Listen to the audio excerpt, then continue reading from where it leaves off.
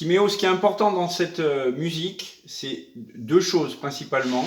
C'est tenir le tempo, du début à la fin, et si possible le bon tempo, donc il ne faut pas aller trop vite, c'est pas si rapide. Et montrer aussi que tu sais faire des plans sonores, c'est-à-dire dégager une mélodie qui est très claire, très lisible, et un accompagnement doux. Voilà. Donc je vais te faire un petit film et puis je m'arrête régulièrement pour faire un petit commentaire sur ce que je fais. Déjà, il ne faut pas partir trop fort.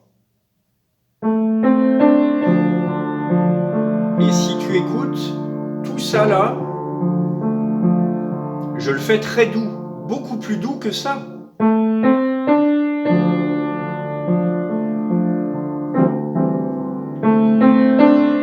Et pour cela, je tiens mon 5. Je tiens le 5 de la mélodie pendant l'arpège.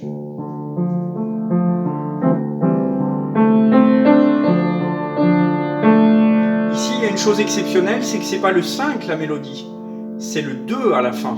5, 5, 2. Donc c'est important ici de tenir le 2, mais de lâcher le 5 pendant ces deux notes qui sont douces.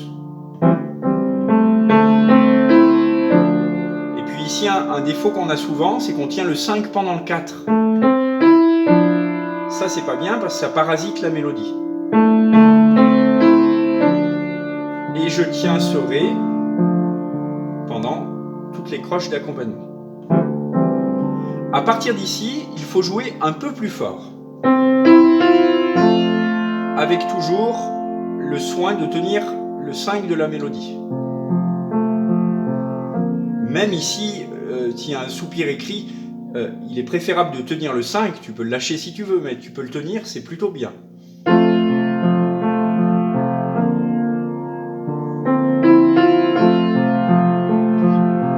Ici, il faut que tu lâches la pédale sur le Fa de la basse.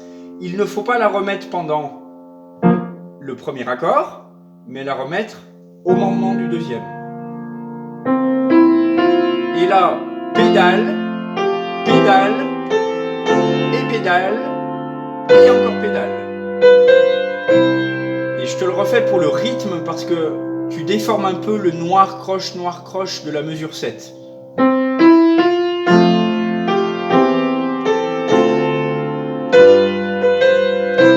Tout ça avec un grand crescendo. Il faut que ça se soit très clair, Timéo. Tu dois être capable de le faire en aller-retour. Peu importe les doigtés que tu utilises, tu dois être capable de le faire clair et en aller-retour. Ta ta ta ta ta, pa pa pa pa pa. Pédale, pédale et surtout pédale. Parce que toi, tu la changes pas très bien pendant cette mesure et tu ne la changes pas du tout sur cet accord final. On peut pas mélanger ça et ça. Écoute toutes les dissonances que ça donne ça. Donc, si tu ne la changes pas pendant tout ça, pardon, c'est pas très grave.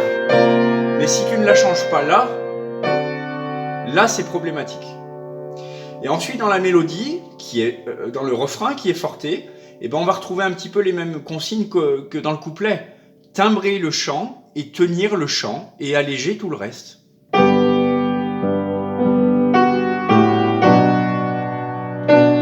Le Ré, c'est le chant.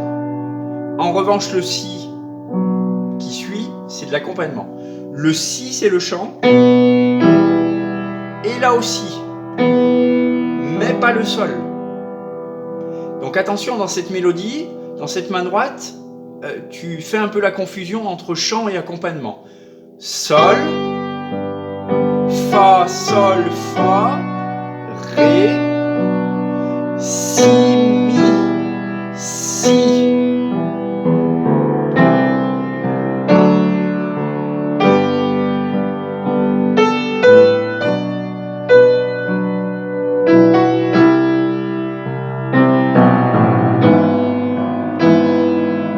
Et dans les accords qui viennent, attention, la note supérieure des accords, c'est la mélodie. Donc on essaye de mettre du poids sur cette note-là.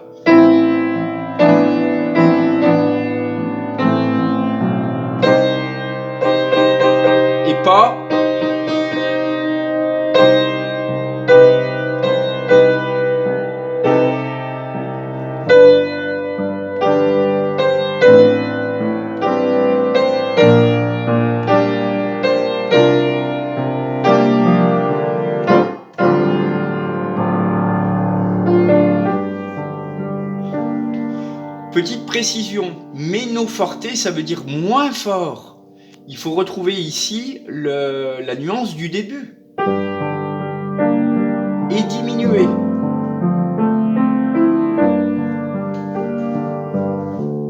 Pédale à enlever ici, ni avant ni après, exactement là. Pendant le premier accord, on ne la remet pas, et pendant le deuxième, on le remet.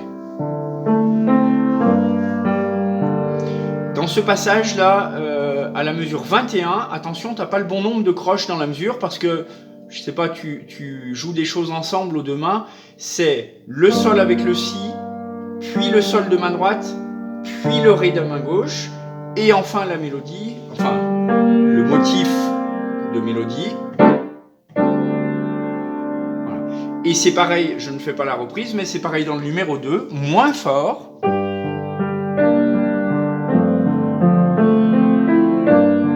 Droite, gauche, gauche, gauche, droite, droite, gauche, droite, droite, les deux, la droite, la gauche.